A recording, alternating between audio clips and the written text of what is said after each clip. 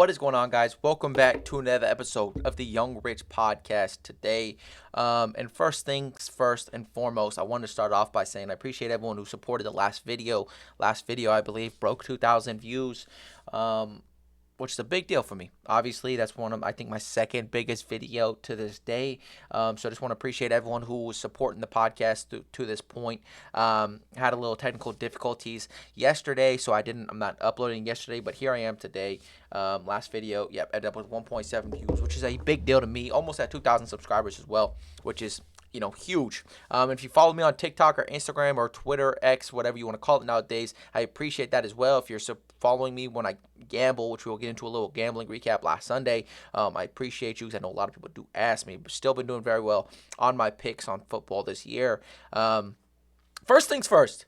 First and foremost, breaking news. As of yesterday, LeBron James has announced that he is stepping away from the Los Angeles Lakers and not playing football at this very current moment here. Okay, right? And this is, listen, you watch LeBron James play. Not only are the Lakers as a team, we started off 3-0 with a couple big wins against a couple big teams. We beat the Minnesota Timberwolves opening night. We thought, man, we look like a very good team. AD's playing at this MVP level. LeBron James is still playing like a great player. We had other pieces around us. Dalton Connect's looking like a good young rookie this year. And now all of a sudden you start to see us just completely fall off. We went on 1-4 losing streak on the road. We were struggling to score points outside of AD and LeBron. And then you start to see, AD kind of step away from being that MVP dominant number one, player on your team, right? You've seen him start to, not call for the ball late in games, which frustrates me a lot, right? And not seeing him, play as well. A little bit has to do with the fact that he is injured, right? He's fighting through injuries, battling himself up, right? Obviously, you've seen what happened when he played against Nikola Jokic, right? He just got, manhandled, which is one of those things. Denver has owned us and had our number for years, for the last 3 to 4 years, right? So, again, but this all comes, at the same point where LeBron James, you finally start to see LeBron James aging, right? Like, you just see LeBron James have these games. At first, to start off as one where he just simply looked old, right? He just looked like a 40-year-old LeBron James, right? Which is something we thought was inevitable at some point. Everybody was questioning whether LeBron James was going to be able to maintain this type of play for the entire, for the rest of his career, and they didn't. I don't think anybody expected the fall off to be like this, because it was, 2 back-to-back games where LeBron James is struggling to get to 10 points, which is something that he's only not done in his career, I believe, once, right? And so it is just, the streak. He had a streak since 2007 where he's got at least 10 points. And so it's just like he's been, you've seen the age. You've seen him struggle. You've seen his shots not to fall. He was shooting a 3-pointer at such an efficient clip, at a 47% clip through the first week of basketball, 2 weeks of basketball, and that started to die off. And now he hasn't made a 3 in the last 25 attempts. He finally got one, I believe, the last game he did play. And then this is all when, you start to see the Lakers are not playing well. You start to see in the Los Angeles Lakers in every sort of trade rumors. You hear them about you hear us getting conversations with Cameron Johnson. You hear us getting conversations with Dorian Finney-Smith, Dennis Schroeder, Jeremy Grant, every possible big name on the trade market is linked to the Los Angeles Lakers right now. And we have yet to make a move, right? We've been waiting for Rob Pelinka to really make a move these last couple of years. We've questioned his ability as a GM. Can he get us to the finish line? Can he do what he needs to do to help us get to win another championship, or to put us in, make us a competent roster, right? And so far he hasn't done that, right? And so, you get these thoughts like LeBron James. Now you're hearing LeBron James in post-game interviews. I'm just enjoying playing basketball right now. I'm just loving the sport I love to play. I'm appreciating every minute I have left playing basketball. And then you start to see him struggle more and more due to age. You simply see it. It's due to his age. You finally start to see him look mortal. And now it's just one of those things where it's just, Bronny James is in the G League. He played with the Sun already. Our roster, we have not been playing very good. If you watch the last 5 to 6 Laker games, we look god-awful right now. We need something. We just lost the Minnesota Timberwolves right before I clicked on this thing. Again, another situation where if AD didn't go give us 40, we were not winning this game. D'Angelo Russell was inefficient. Cam Reddish obviously can't shoot at any sort of shot anyways. And it's just, I mean, listen, he stepped away indefinitely. JJ Redick said he doesn't know, he's in the dark. He doesn't know when LeBron James will come back to rejoin the team, right? And so now you start seeing the speculations. Now you start seeing everybody on Twitter, if this is the end of LeBron James, I appreciate everything that you've done for us, right? Now you're starting to hear people show some gratitude and some thanks for what he's done for the NBA and what he's done for us as fans, right? Laker fans, Cleveland fans, Miami Heat fans, everywhere he went, he brought people happiness, right? He won us a championship. He got me to experience one championship in 2020, right? First championship since Kobe, and we had a lot of bad years before LeBron got there, and then we flipped it around, brought in LeBron, brought in AD, and he did a lot of great things for us. So I'm just going to say it, right? Because I was somebody who grew up my entire life. I was a Kobe guy, right? Kobe was my guy. Kobe Bean Bryant was my number one, my GOAT, in my era. He was the guy I grew up watching. I watched him win 2 championships, in my I would say like that I remember, right? Because obviously the three-peat happened, before I was born. I think the first year their third consecutive championship was the year I was born. So, you know how that works. So I got to witness 2 championships. That was my guy. I always hated LeBron. Like, I was a LeBron hater. I didn't appreciate what he did, right? Even when LeBron first got to the Los Angeles Lakers, we won our championship. And then after that, we made that Russell Westbrook trade, which is something that everyone assumes LeBron James wanted to happen. He wanted to bring another guy alongside AD and LeBron, and that kind of tore up our roster and made it very thin, and you've seen just how that turned out. Did not work out well. We traded away a lot of great pieces like KCP, Kyle Kuzma, right? And then so I was a hater then. I always hated LeBron James because I always said, this guy is playing for himself. He doesn't get back on defense. He doesn't, he's just playing a lot for himself. He's playing for his numbers. He's chasing accolades, and he's just not given the effort that you would like to see from somebody who wants to win or somebody who's been regarded as the greatest of all time. So there was a lot of criticism on my half. I was judging him a lot based on how he led our team. And during those dark years where we weren't very good, and I say dark like we were horrible, but, we were still bad for our standards. And, so I didn't appreciate LeBron James more. And these last 2 years, I started to appreciate LeBron James the way LeBron James should be appreciated. Now, I still have issues with LeBron James as a person because I'm just a Kobe fan. Like, that's just like in my blood. When people try to hype up LeBron, I'm a Kobe guy, I'm an MJ guy, so that's who I look at, that's who I idolize, right? But you can go either other way. Whoever you want to put as the GOAT, or in that type of conversation, that's all up for your own joy, right? But these last 2 years, man, I've enjoyed LeBron James and what he's done for our team. I appreciate what he's done. You start last year with the minute restriction, and then you start to see him, not want to do the minute restriction. That ended very quickly, and somebody to be that old, playing that many minutes, that many crucial buckets for us, And then the year before that, you had that series where, he put the team on his back against Memphis, right? We were a team. Even after we won our championship, this is a team that wanted AD to take the throne, and AD never took over as that number one guy, that leader on a championship team.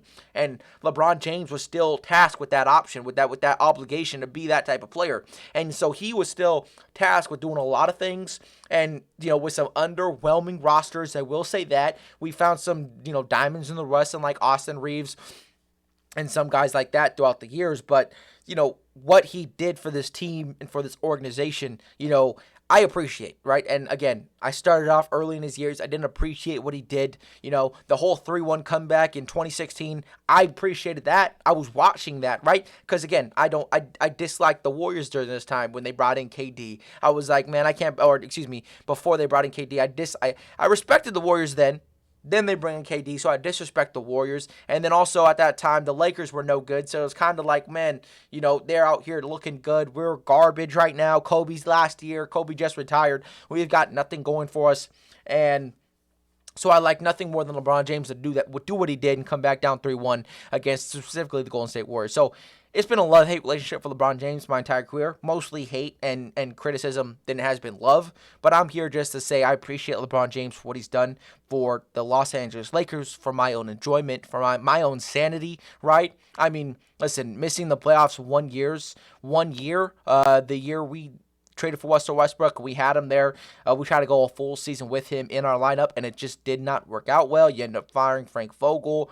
Our roster looked absolutely atrocious, and what he was able to do, and what when we made some trades and made some moves. So I just want to say I appreciate LeBron James. And if this is the last time that you step onto an NBA basketball court, I just want to say I appreciate what you did for the Los Angeles Lakers. I know I hated you for most of it, but I appreciate for what you did. You got us a championship. You made Los Angeles Lakers basketball enjoyable with you and AD and, Austin Reeves and them throughout the last 3 to 4 years of my life. So I just want to say appreciate that. Obviously, I do expect us to kind of suck if LeBron ends up retiring. So we'll see how that goes. So I'll be appreciating LeBron James a lot more once, if that ends up happening and our team, just shit hits the fan. So LeBron James, I appreciate you. And if this is the last time you ever played an NBA game, it was a blessing to watch you play. Let me just say that. Now we're going to get into some Bryce Young resurgence, right? Listen, there was 4 things that are certain that I said this upcoming offseason. 1, I said Derrick Henry, I wouldn't be surprised if he goes for 1,600 yards. Vegas had him at 1,000 yards for his rushing prop for the year. They didn't expect him to have the type of impact that he is having. I said he was going to have an outstanding year. I said I wouldn't be surprised if he goes for 2,000 yards. Now, he was on pace for that early on. He's not on pace for that no more, but I expect him to have a dominant year, and that showed. He did. He was somebody I put money on, and I had faith he was going to be absolutely great, and now he's the best player on that team. Okay, Saquon Barkley, I said him going to Philadelphia. I said now he's going to be behind a great O-line. He's going to have an absolutely excellent year. Another guy who I wouldn't be surprised if he goes for 1,600 yards, has the best year of his career, and that's exactly what he's doing. On pace for to break Eric Dickerson's record right now. He's in the MVP conversation. The best team on the Philadelphia Eagles right now. Right, he touches the ball the most in that entire team. Okay, and Josh Jacobs was another guy. I said, he was going to go to Green Bay. He was going to be an impactful player. He's going to change the dynamic of that team, and he's done just that. Somebody who I wanted as the Raiders to re-sign. I wanted him to be a Raider for a long time, and that did not happen, okay? And the 4th thing, for certain, I was certain that was going to happen, was Bryce Young was going to be a superstar. Okay, and I know we're only 4 games into his second, stint as a starter this year after the whole Andy Dalton situation. But listen, what Bryce Young has done this season, the last 4 to 5 weeks has been absolutely remarkable, right? And I know I discussed this a little bit on the last episode. But listen, Bryce Young has put his team in positions to win, okay, with a defense that we all seen was questionable and suspect all year long, was regarded as one of the worst defenses in the league the last 2 years, the last year and a half, right? And as soon as Bryce Young comes in back into the starting lineup, right, he leads them to a win. You pick up that win, right, and then you get a 2-game win streak going, and now all of a sudden Bryce Young's starting to play some real NFL football against some really good teams, and now you start to see this defense step up.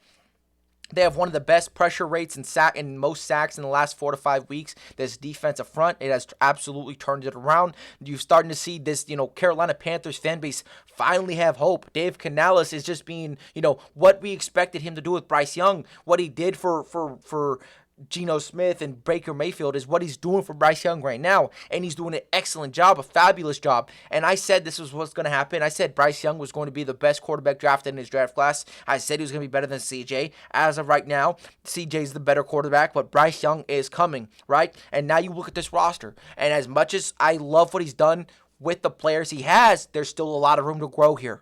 Listen, Xavier Legette is your number 1 receiver. Old Adam Thielen has been very reliable. He's been great these last couple of weeks, but that's not a deadly receiving core. Okay, you have 2 great running backs and Jonathan Brooks, who hopefully he's not seriously injured again, because that would absolutely suck for him.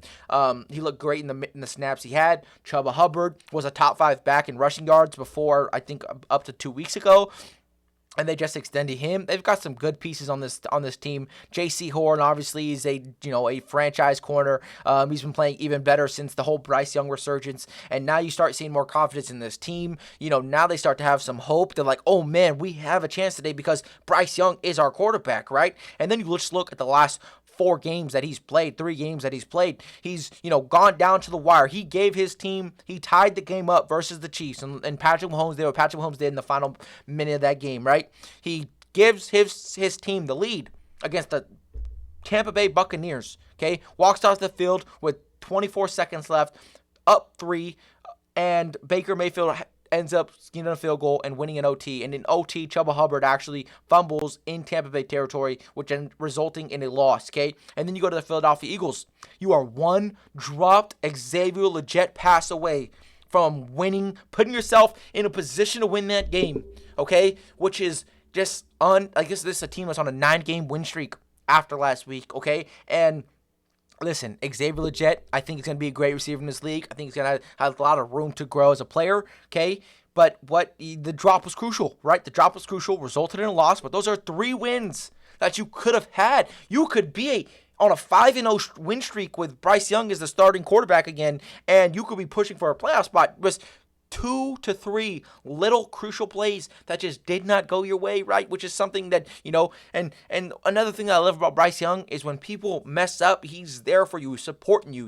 He understands what Chuba Hubbard has done for this team this year. He understands Xavier Legette. He's a young guy just like him. He's trying to figure it out. They're both trying to figure it out, right? And so he's had his back. And then when you see a teammate get hurt or do a bad play, he prays for them on the field. Listen, everything about Bryce Young is just, you have to love it, right? And this is the only Alabama QB that I vouched for going to the NFL.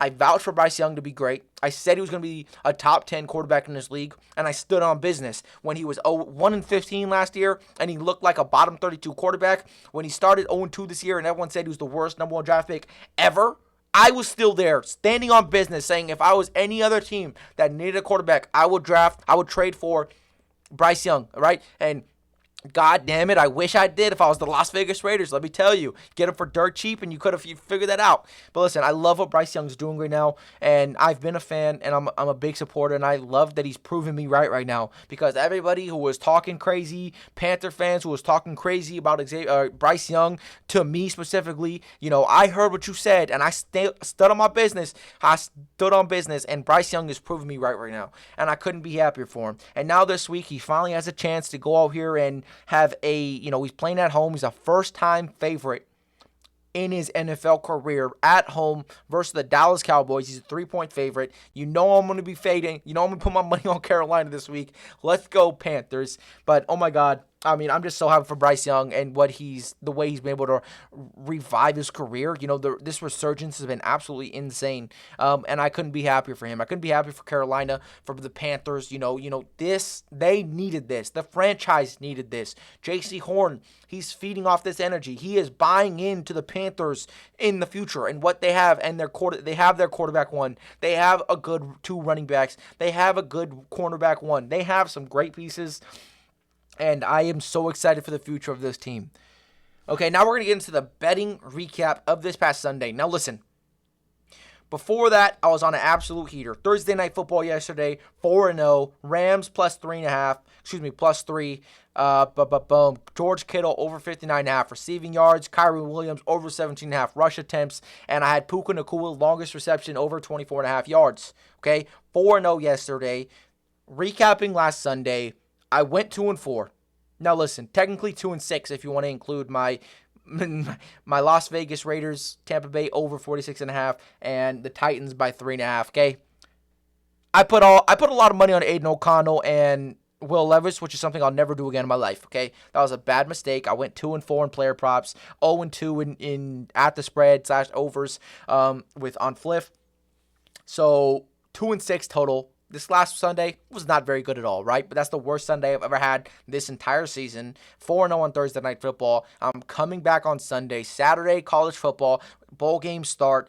I'm going to be locked in and cooking up for the bowl game. So if you want to go bet on some college football, go check me out. Young Rich Podcast. I try to post daily my picks, NBA included, but NFL and college football is what I'm focusing most on right now. So I'm excited to get into it this last week. But after a 2-4, 2-6 day, I'm looking ready to bounce back. I'm never going to put money on the Tennessee Titans or Will Levis again or Aiden O'Connell. That was just 2 of the dumbest things I could have ever did, and both of those dumb things happened in the same damn weekend. So we're looking at that in the past. We're moving forward to next Sunday. I'm locked in. I'm already cooking up. So let's be great. If you want to go check me out, check out my Discord. The link will be on my Twitter. Young Rich Picks, Young Rich Podcast. Check me out. X, Instagram, Twitter, or TikTok, whatever you want to follow. I'll be there.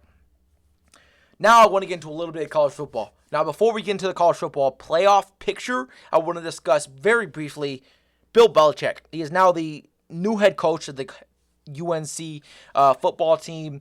Signed a 5-year deal about 2 days ago. So this is a little bit old news. But, I mean, Bill Belichick finally getting into the college football realm of things. He is, 72, I believe, still. So he's a pretty old head coach. Still, he's up there with age. He is a bit old for college football, for the college football world, because there's a lot of stress in college football. You got to deal with grades, you got to deal with NIL money, transfer portal, recruiting. There's a lot of different things you have to deal with. You have to deal with school, and it's not the NFL where you can just have everybody at the facility all day long and you can go through A to Z and get everything done like that, right? So it's a interesting task for somebody who comes from the NFL to college, especially at that older age, right? It's just a completely different story, especially now. College football nowadays it's in one of the best places it's ever been in a long, long time, right? This has probably been some of the best college football, season that I've experienced, with how much, the 12-team playoff impacted other teams, teams that were outside the top 4 that still had an outside chance to make the top 12, to make a conference championship, to knock off some teams, right? To have some meaningful games after you have that 1 or 2 loss early in your schedule, right? So this college football year has been great, and I think Bill Belichick has hopped in at the right time, right? Now, UNC, a 6-win team this year. They're going to be playing in a bowl game, right? But I expect Bill Belichick to be able to take care of business over here. I don't think, especially with how the NIL is transferring this year. Shout out to Joel Klatt for informing me on the NIL turnaround, right? Not personally, but if I watch his podcast, Joel Klatt podcast, College Football Guy, that's who I get my college football stuff from. But NIL now, which is the biggest issue with Bill Belichick and the transfer portal, these guys, you just had a story about the Florida's second string running back wants another $46,000 a year and to be guaranteed to play on third downs and more playing time if he wants to stay. They said no, so now he's in the transfer portal, right? So there's a lot of stuff like that going on. But going forward, this next year, right, college football is working on building a salary cap like structure for NIL, which is now you can't have, whoever has the most NIL money gets the most players. Now it can't be worked like that. Now it's more based on, you'll have a certain limit of money. You'll have a certain limit of what you as a school can give to a player, right? It's not just like, oh, let me go pay my quarterback $5 million a year because he's the number 1 high school quarterback recruit in the nation. No, we can't do that no more, right? Now there's going to be a lot more structure to the money you're handing out, which I think evens the playing field just a little bit more for those lower school teams, those non-Power 5 conference teams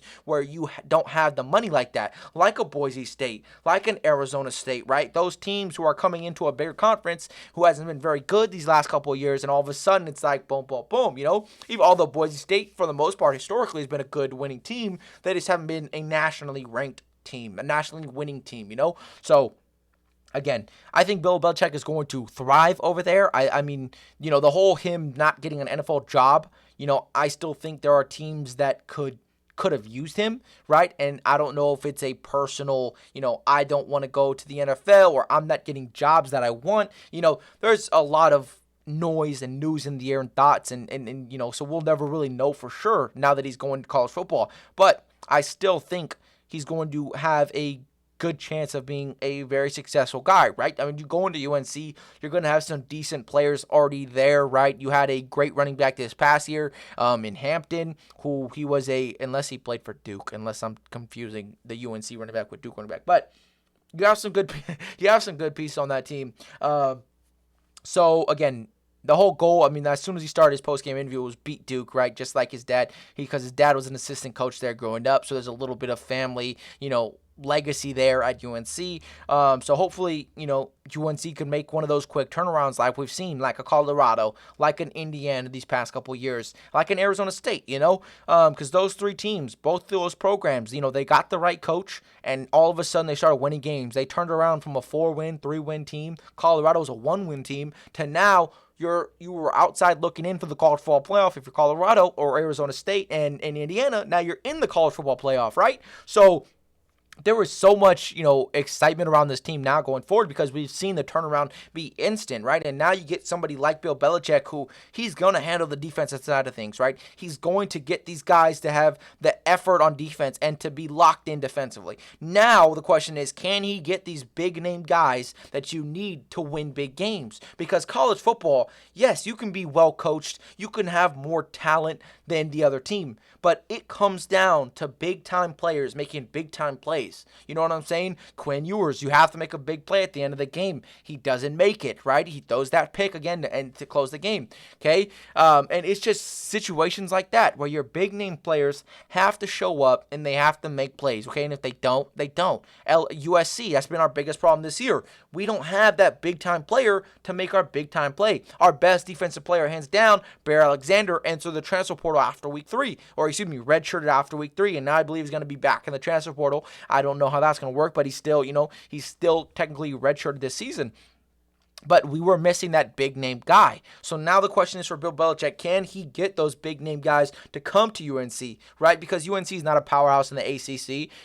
They're still trying to get over that beat Duke, beat our rival type scenario, right? But you look at Bill Belichick and what he brings. Not only is he an NFL defensive genius, right? He's an NFL guru. He's played in the NFL. He's won 6 Super Bowls, right? But he's got that, you go to, it's like the Nick Saban in Alabama treatment. Like you go to Nick Saban, you go play at Alabama, you have to wait your turn unless you're just one of those ones.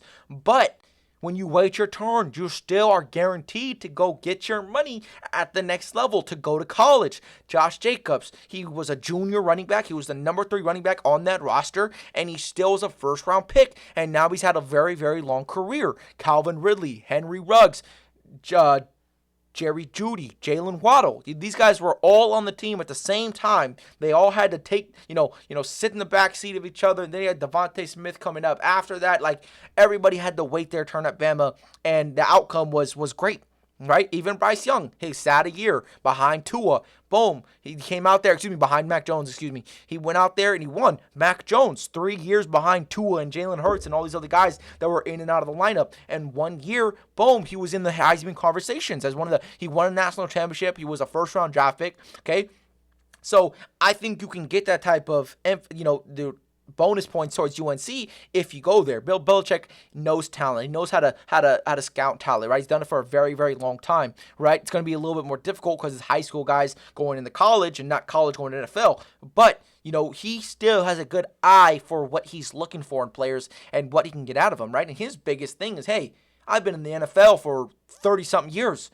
I know what it takes to get there, okay? If you come play with me, you spend 3 years with me, I could boost your chances of getting to the NFL. Why? Because I know what coaches want to see. I've been on that side of the field. I've scouted these players. I've looked at these players. I've had to go. I was a scout one day. I was not always a head coach. I've been out, seen what the combines look like and what you're looking for on film and things like that. So he has that type of power when it comes to bringing somebody over. You know what I'm saying? Because nowadays, it's not necessarily about winning national championships. It's about getting your name out there, getting a little bit of NIL, and trying to get to that next level. That's what people are doing ultimately, right? And you still are those cases where kids are like, you know what, I don't know if I'm going to make it to the NFL. I just want to maximize my NIL money because I don't know if I'm going to get paid like this ever again in my life. So people, it's different scenarios and it varies. But I have the utmost confidence that Bill Belichick's going to go in there and is going to, the next 3 years, look for UNC to be a shocker team. The ACC is not a tough conference. Clemson this year in my eyes, looked very weak. They didn't look like a very dominant team like they have in the past. This is arguably one of the worst Clemson teams, in the last 5 to 6 years. So we'll see how all that plays out. And then SMU is another team. They lose in the ACC championship. They didn't really play anybody that had a softer schedule. So it's not like their team is solidified great in this league, right? So it's going to be interesting to see, but I think the ACC is a good conference for him to make some noise. It's not too, top heavy, or it is kind of top heavy between, Miami and Clemson and stuff like that. But again, there's a lot of room for big things to happen for UNC. Okay, but now we're getting into the college football playoff picture. Hold on, I do have to pull up the college football playoff picture on my phone. Give me 1 second. Boom, boom. Okay, discussing the college football playoff. Now, listen, the college football playoff again. There's going to be a lot. There's already a lot of pros and cons to the way this played out. Discussing teams like SMU, Boise State, Clemson, who made an ACC conference championship. They were the ACC conference champions, and they are the 12 seed. And then you have a SMU who lost in the ACC championship game on our number 11. So there's a lot of goods and bads, and the way this bracket played out, to where Oregon was 13-0 this year, won the Big Ten, and they now have arguably the toughest road to win a national championship. Not only do you have to get the winner of Ohio State versus Tennessee, right, but now you have to go, you're going to have to get the winner of those, and now ultimately you're probably going to have to meet up with Clemson or Texas or Arizona State, right? Most likely it's going to win that side is going to be Texas, and then you have Georgia waiting on the other side. Even without Quinn Ewers, is still a tough team. That defense has been really good for the most part this year. You still have Penn State, Notre Dame. Like, there's some teams out there on that side. It's definitely the weaker side of things, but there are some teams out there.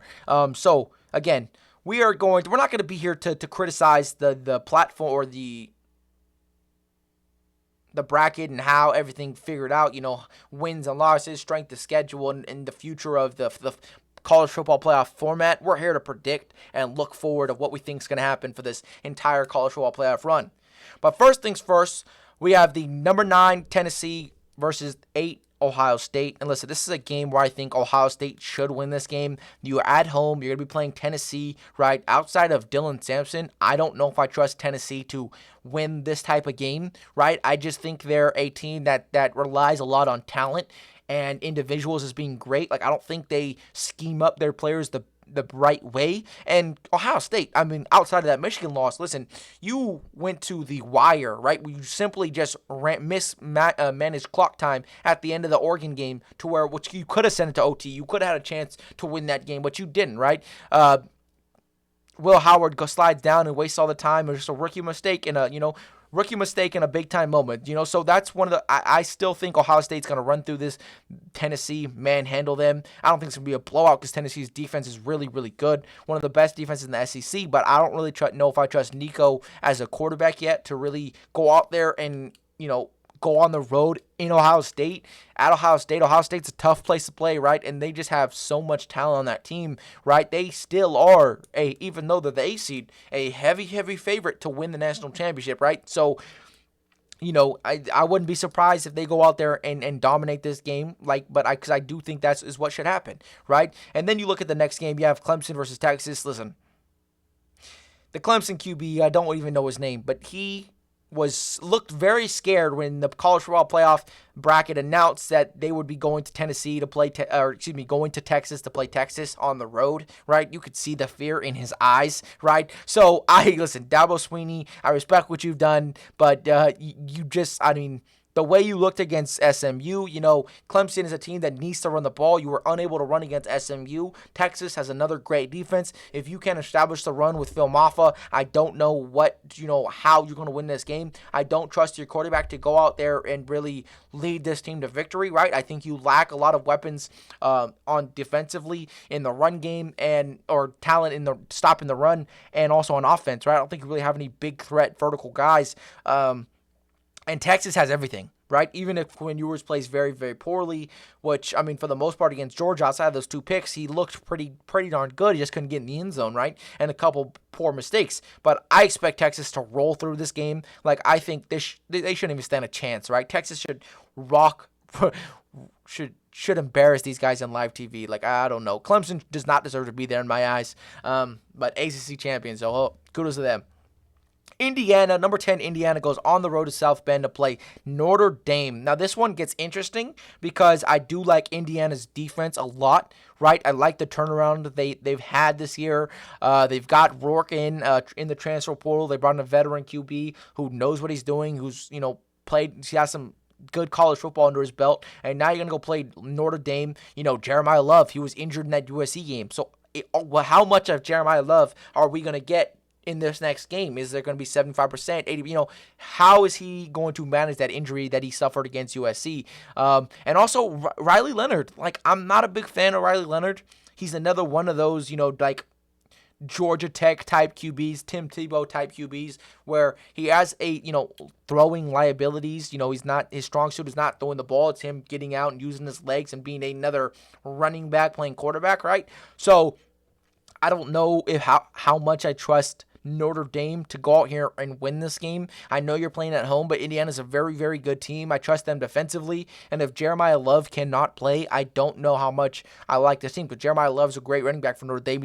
He's been their best player by far this year. Notre Dame, again, they had that loss against NIU where you lost to NIU, Northern Illinois, NIL, Northern Illinois, right?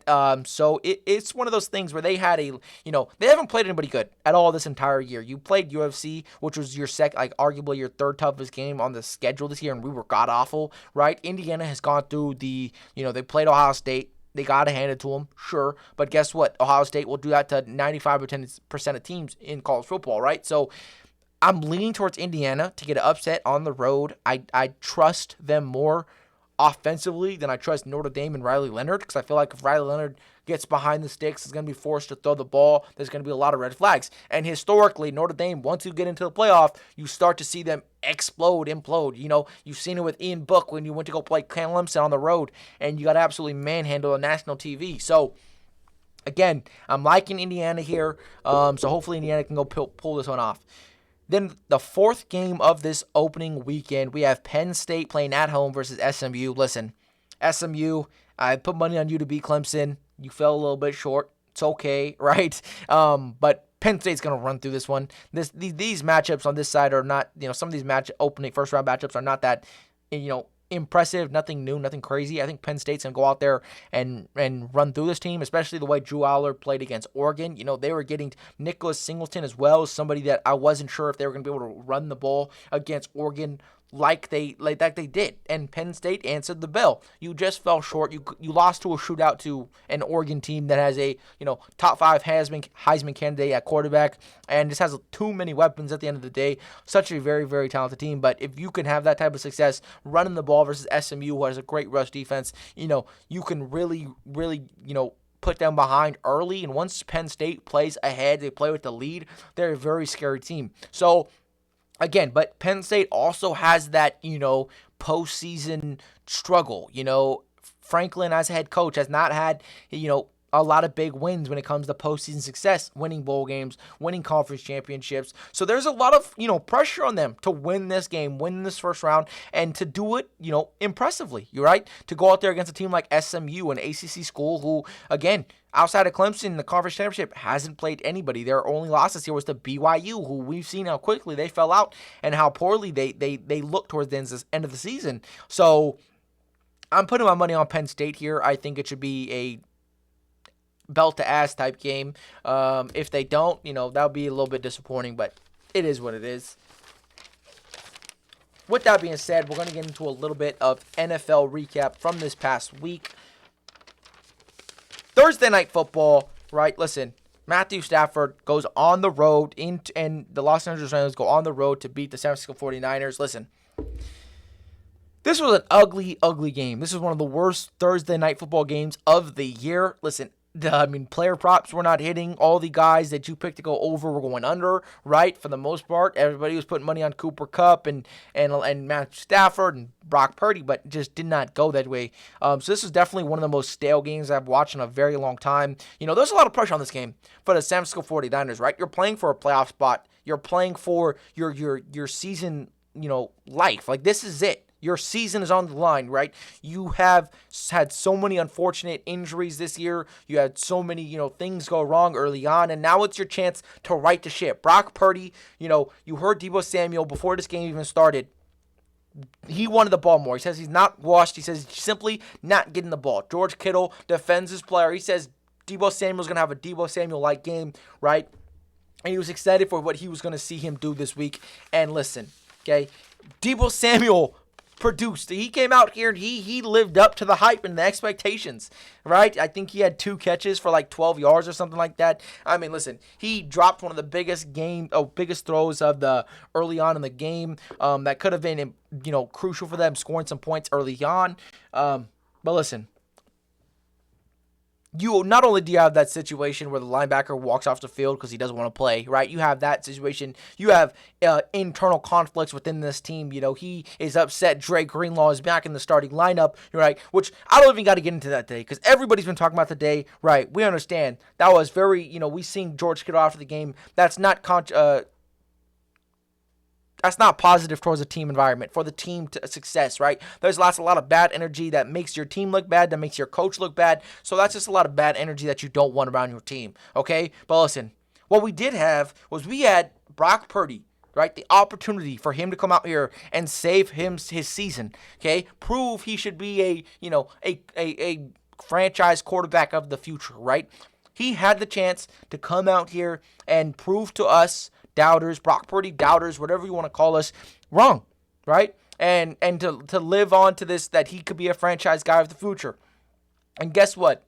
He goes out here, he throws a game-ending interception, ends the season on one bad throw because he missed Ricky Pershaw earlier that drive, and he looked like he was trying to force something. Throw wasn't even close, right? And against a Rams defense that we expect, listen, they had given up 23-plus points the last 3 games, I believe, and for the Rams, right? They almost lost to the New Orleans Saints because of that same exact reason, okay? So this Rams defense had looked very, very flawed, and now the Rams defense looked like one of the top 5 defenses in the league on yesterday, okay? And Brock Purdy had a chance to put it all away. First half, he comes out slinging. That second half of that game, he went quiet. He went pumpkin mode, right? He shit the bed, okay? He went out there. He let his team down. He said in the post-game press conference, but this has got to be one of the worst internal meltdowns I've seen in a very long time, right? Because listen, you are sitting with, at a tie game at half.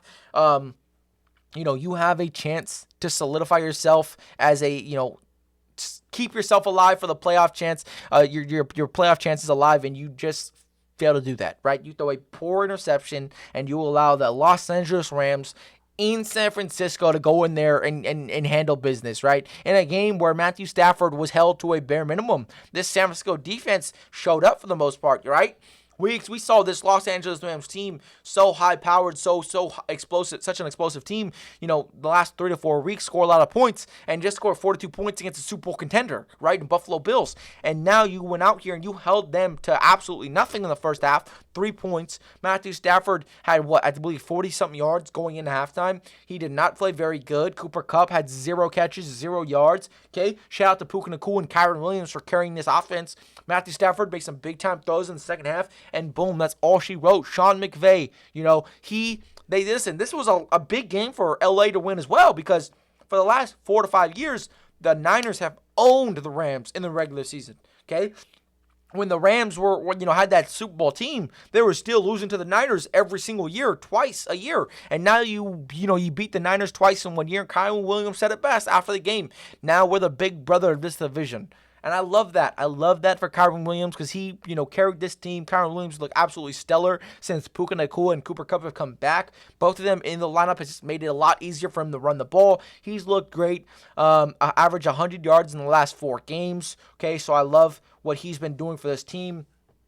Matthew Stafford, again, proving why he is who he is, and he is a top 8 quarterback, top 6 quarterback in this league because he made big throws when he needed it, and then after that, they just rode Kyle Williams to the sunset and picked up this huge win and kept their playoff chances alive, and now they are making a run for this division with how Seattle is playing out and how Arizona's lost the last 2 games, right? So now you're looking, inside out of your winning your division and making a playoff spot and, going to be that 7 seed or, however it plans out. But I'm excited for the Los Angeles Rams as a team. Matthew Stafford, when he's playing meaningful football, when he's contributing to a winning team, the NFL is just better. I love watching Matthew Stafford thrive and win. I would love to see him play in some more playoff, meaningful football games, right?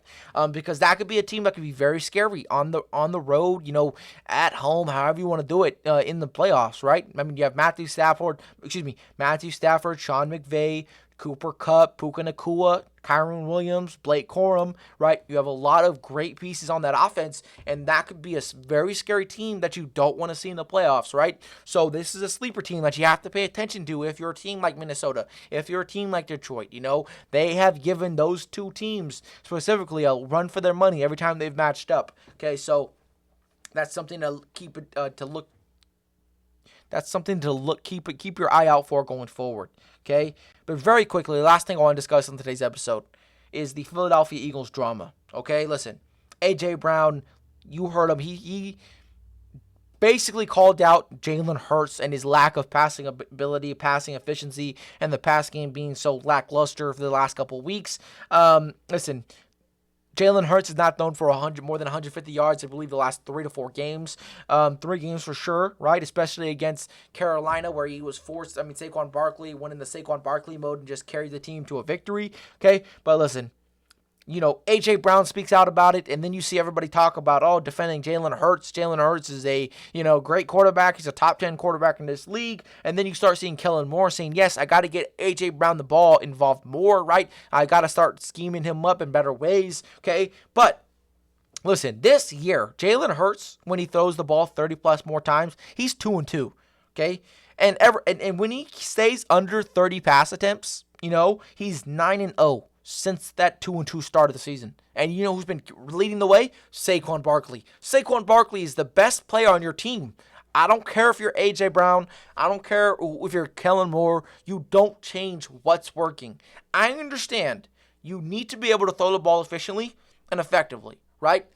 So I'm with A.J. Brown in the fact that you have to be better. Jalen Hurts has to show the ability to be better. Because when you get into these big-time games where, let's just say, you play against the Kansas City Chiefs again in the Super Bowl, and it's a shootout, you need to trust Jalen Hurts can go out there and score enough points, especially if they're slowing down Saquon Barkley, to win a game like that, right? And you have to be able to win in a shootout. You have to have a quarterback who's capable of doing so, and you have to have a defense that can win in close games. You have to be able to win close games as well, okay? That's like the 2 most important things if you want to be a Super Bowl champion team, because that one day the defense gives up 40-something points, you got to be able to match, okay? 40-something's a little exaggerative. It's more college football-like, but you know what I'm saying. 24-24 going into the fourth quarter, and now, oh my God, I need a drive, okay? So, I am.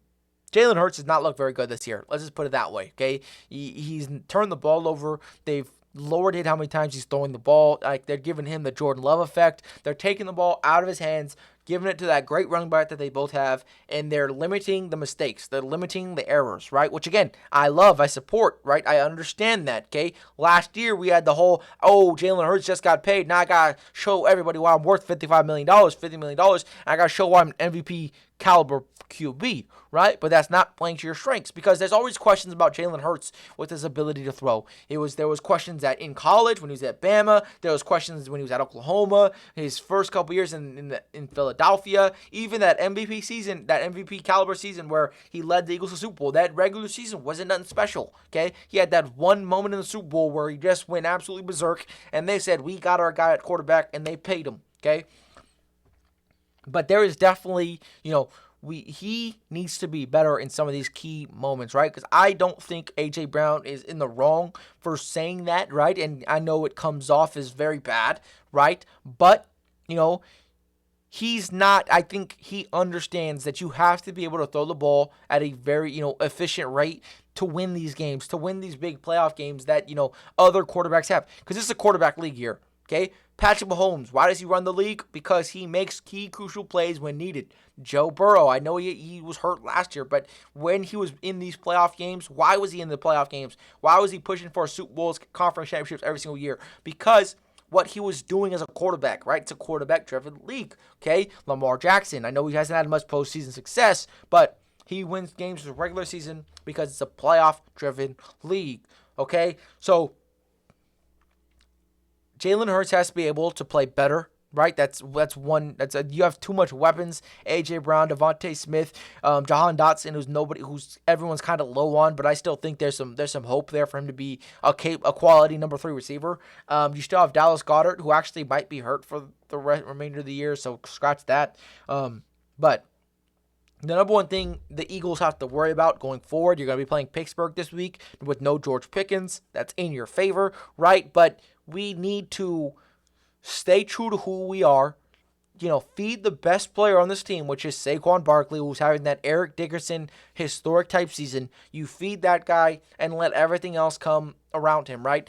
A.J. Brown, I know he wants his touches. I know he wants to show I'm great. I am who I say I am, and we need to get me the ball to win these big games when they come. And I agree with him, right? But you still, hopefully, the Eagles don't lose sight of who they are. They don't pull a Lamar Jackson and the Ravens. Once you get into a big time game versus another great quarterback standing across from you, and all of a sudden you start thinking, oh, I got to throw the ball 50 times a game to prove I am the best QB alive. And you don't have to do that, okay? You could run the ball to your running back 22 times a game and still go out there and win a Super Bowl. John Elway, one of the greatest quarterbacks of all time, 2 Super Bowls. That second Super Bowl, Terrell Davis had that 2,000-yard season. He was Super Bowl MVP. John Elway threw the ball, I think, for 114 yards in the Super Bowl.